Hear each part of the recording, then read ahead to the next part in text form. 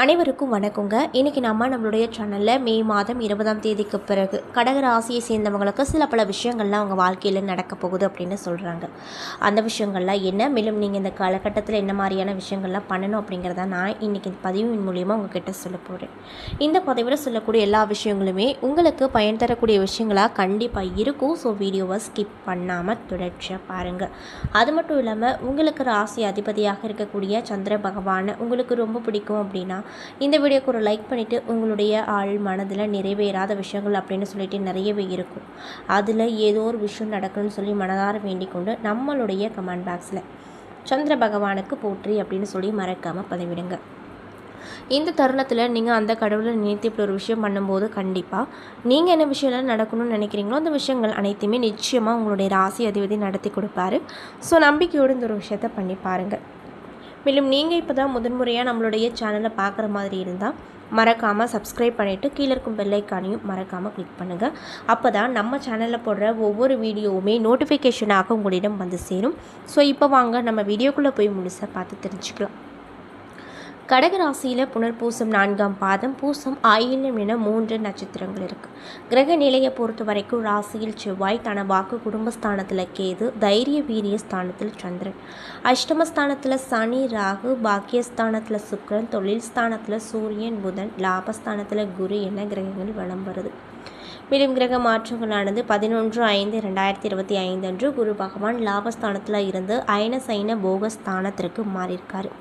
இதனால் உங்களுக்கு அந்த 20ஆம் தேதிக்கு பிறகு என்னென்ன விதமான அற்புதமான நிகழ்வுகள்லாம் நடக்க போகுதுன்னு பார்த்தீங்கன்னா, செயல்திறன் அப்படிங்கிறது உங்களுக்கு அதிகரிக்கும். இதன் மூலமாக பாராட்டுகள் நிறையவே கிடைக்கப்பெற்று ரொம்பவே சந்தோஷகரமாக நீங்கள் இந்த காலகட்டத்தில் இருப்பீங்க. வாழ்க்கையில் திடீரென திருப்பம் வரக்கூடும். அதாவது நீங்கள் எதிர்பார்த்துட்டு இது நடக்கும் அப்படின்னு சொல்லி எதிர்பார்க்காத அளவுக்கு ஒரு நல்ல திருப்பமானது இந்த காலகட்டம் உங்களுக்கு ஏற்படுத்த கொடுக்கும்.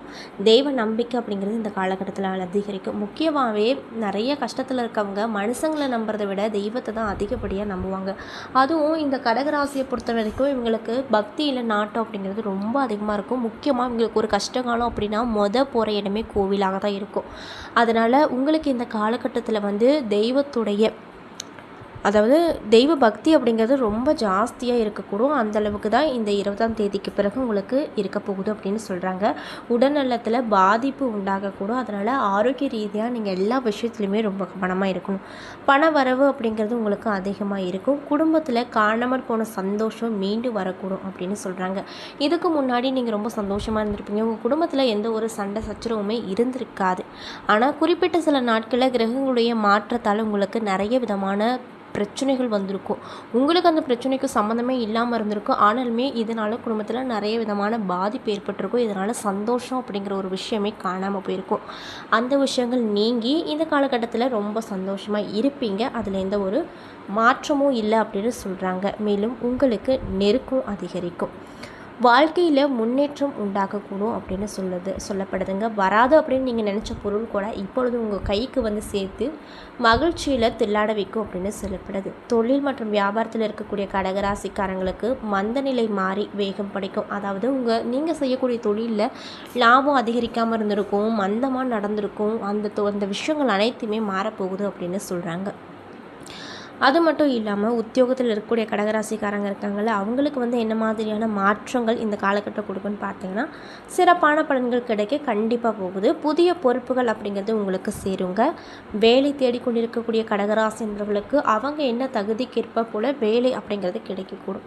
தேவையற்ற வீண் விவாதங்கள் ஏற்படும். அப்படிங்கிறதுனால பேச்சுவார்த்தைகளில் நீங்கள் ரொம்ப நிதானமாக இருக்கணும்.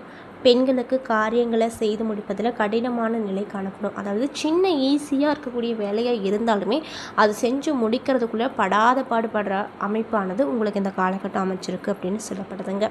மேலும் கலைத்துறையில் இருக்கக்கூடியவங்களுக்கு இந்த காலகட்டம் எப்படி இருக்குன்னு பார்த்தீங்கன்னா, வாகனங்களை நீங்கள் பயன்படுத்தும் போது ரொம்ப கவனமாக இருக்கணும். பார்த்து போயிட்டு வர்றது நல்லதுங்க. மேலும் அரசியல் துறையில் இருக்கக்கூடியவங்களுக்கு மேலிடத்தை அனுசரித்து செல்வது இந்த காலகட்டத்தில் ரொம்ப நல்லது. கட்சிக்கு ரொம்ப நல்லது அப்படின்னு சொல்லப்படுது. மாணவர்களாக இருக்கக்கூடிய உங்களுக்கு கல்வியில் வெற்றி பெற கடின முயற்சிகளை நீங்கள் மேற்கொண்டீங்க அப்படின்னா கண்டிப்பாக உங்களுக்கு தான் வெற்றி அப்படின்னு சொல்கிறாங்க. மேலும் உங்களது பொருளாதார நிலையை பொறுத்த வரைக்கும் இந்த காலகட்டத்தில் உயரக்கூடும். வசதி வாய்ப்பு அப்படிங்கிறது அதிகரிக்க போகுது.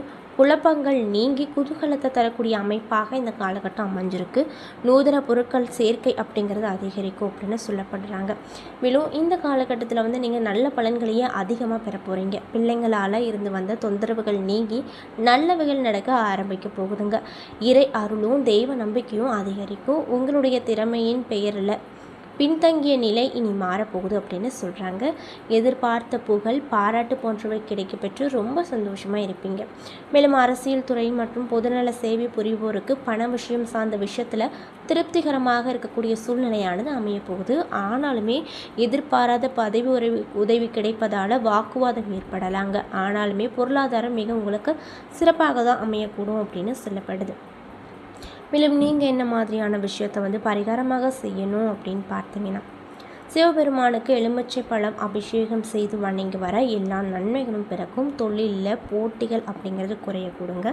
ஸோ இந்த பதிவை கடகராசி நேயர்கள் பார்த்துட்ருக்கீங்க அப்படின்னா நான் சொன்ன விஷயத்தெல்லாம் தொடர்ச்சியாக செய்து பாருங்கள். கண்டிப்பாக உங்களுக்கு அந்த சிவபெருமான் நல்ல பலனையே நிச்சயமாக கொடுப்பாரு. ஸோ நம்பிக்கையோடு இந்த ஒரு விஷயத்தை பண்ணி பாருங்கள். அது மட்டும் இல்லாமல் இந்த காலகட்டத்தில் உங்களுக்கு சாதகத்தெல்லாம் ஏற்படுத்தக்கூடிய விஷயங்கள்லாம் என்ன அப்படின்னு பார்த்தீங்கன்னா, குரு பகவான் 11வது இடத்துல இருக்கும் வரை பெரும்பாலும் பொருளாதார நிலை எதுவுமே அதாவது கவலைப்படக்கூடிய விஷயமா இருக்காது. ஏதோ ஒரு வகையில் பணம் கைக்கு வந்துக்கிட்டே இருக்கும். வீண் செலவுகளும் கட்டுக்குள்ளே கண்டிப்பாக இருக்குங்க.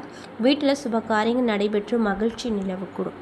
பாக்கியாதிபதியும் லாபாதிபதியுமான சுக்கிரன் சுப பரிவர்த்தனை கொண்டிருப்பதால் எத்தனை சிரமங்கள் வந்தாலுமே கட்டுக்குள் அடங்கியே இருக்கும். தேவைகள் பூர்த்தியாகும். தந்தை வழியில் மகிழ்ச்சியான தருணங்கள் கிடைக்கப் போகுது. பொது வாழ்வில் ஈடுபட்டு இருக்கக்கூடியவங்களுக்கு கௌரவம் கூடும். மேலும் ஒரு சில விஷயத்துலலாம் நீங்கள் ரொம்ப ரொம்ப கவனமாக இருக்கணும் அப்படின்னு சொல்கிறாங்க.